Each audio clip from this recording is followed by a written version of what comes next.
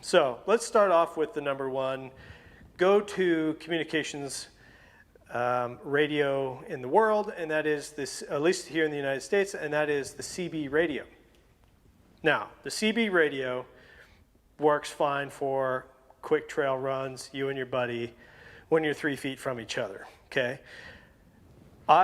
Representing my CB radio right here, since I don't have one, is this cardboard box, and I do genuinely think a CB radio is about as effective as a cardboard box. So let's talk about something that actually really has potential in an overland environment.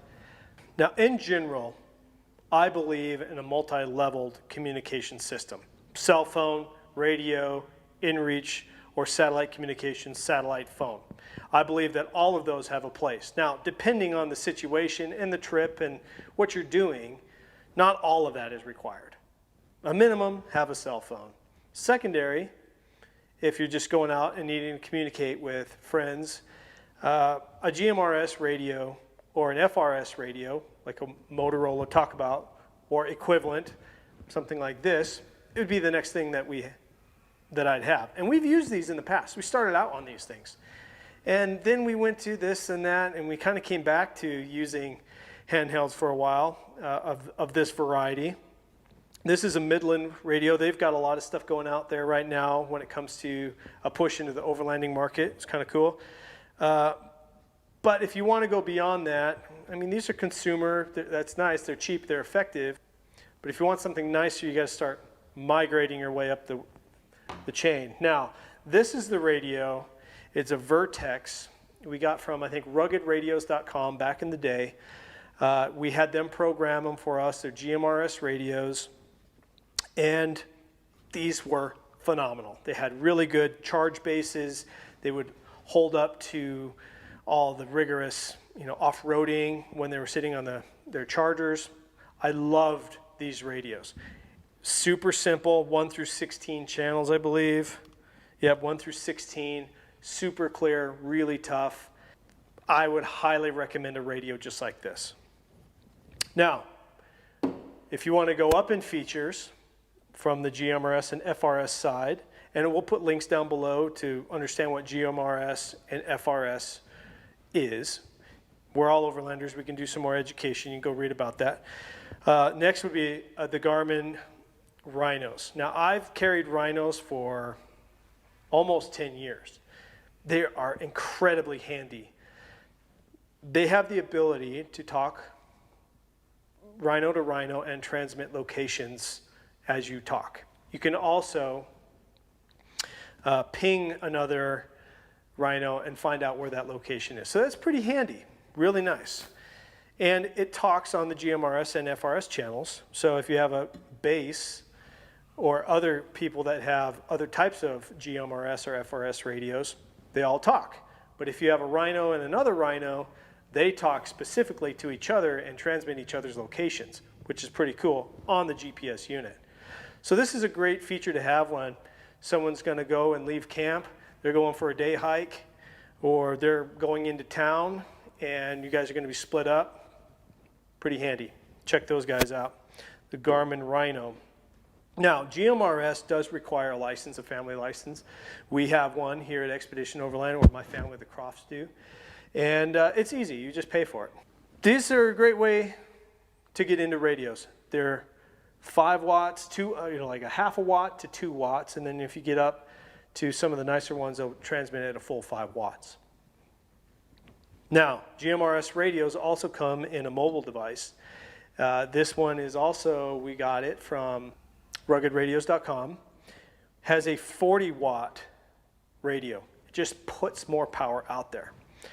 Now, another thing to consider, and back on my CB rant, is if you're going to put a CB in, it takes just as much work to put a CB in as it does a GMRS radio. It's the same process. The head unit, the main body in the head unit, an antenna cable, a power cable, and an antenna mount. That's what you need to put a radio into a truck. Same with a CB. So if I'm going to spend the money, these are pretty equivalent. You can find the equivalent of a CB in this, And these work so much better. 40 watts versus the 5 watt max on a CB radio. Check GMRS radios out. Now, if you're willing and able to make the leap, you would cross the line to 2-meter radio, ham. Ham comes with its own set of restrictions. You need a license. There's varying degree of license, but your general technician license is fairly easy to get. I was able to study for mine in a couple weeks, go in, take a $15 test at the time, and I walked out of there with a call sign. We have, here at Expedition Overland, migrated mostly to the 2-meter radios because we're trying to push the limits on our communications.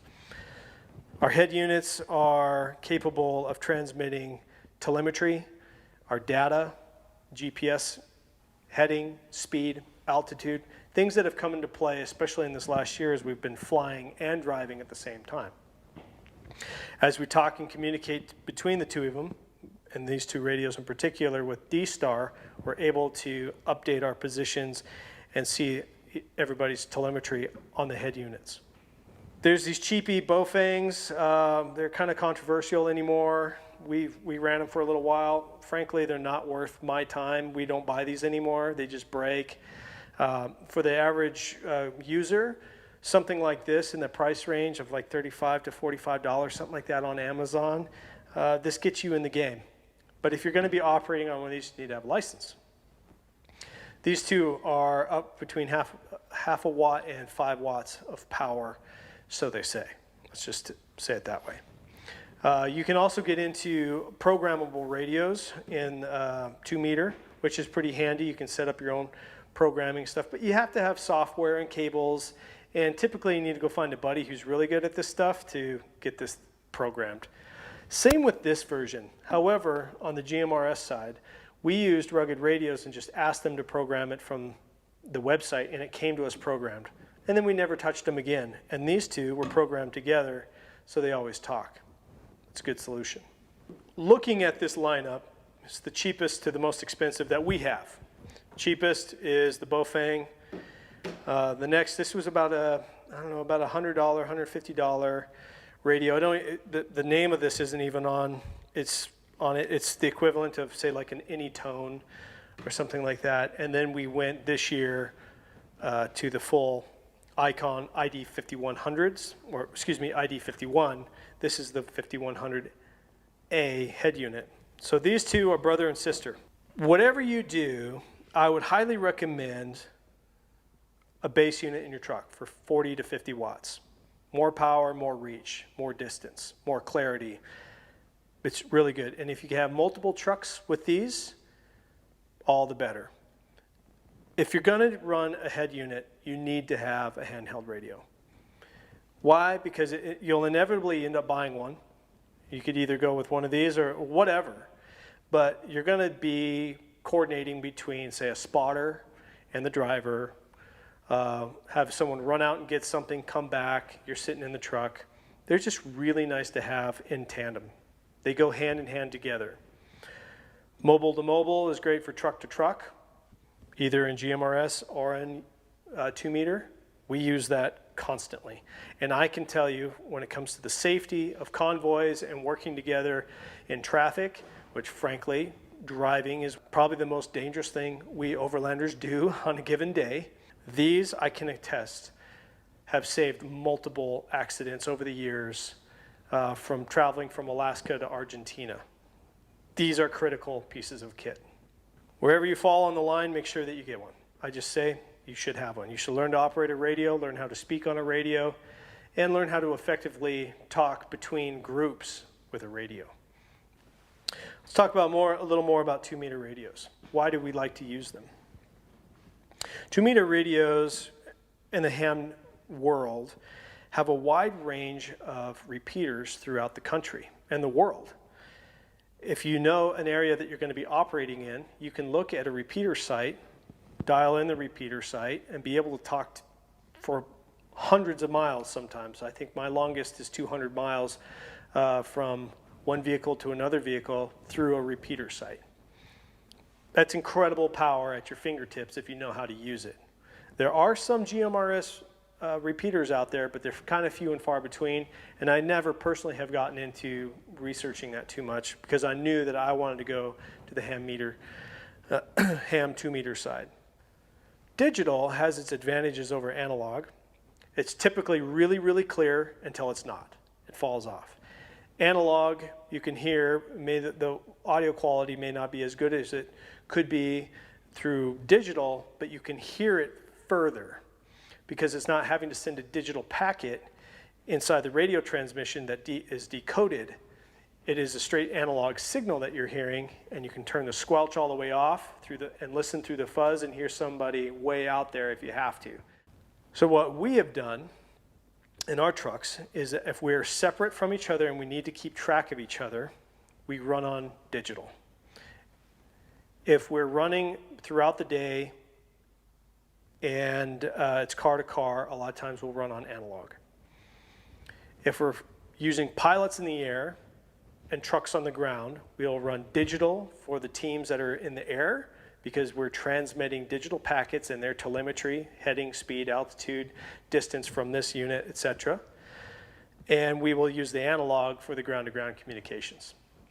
There's a lot of options that come with that stuff. It comes at a price. We've invested heavily to get this technology, and for the most part, it has worked. It is technology.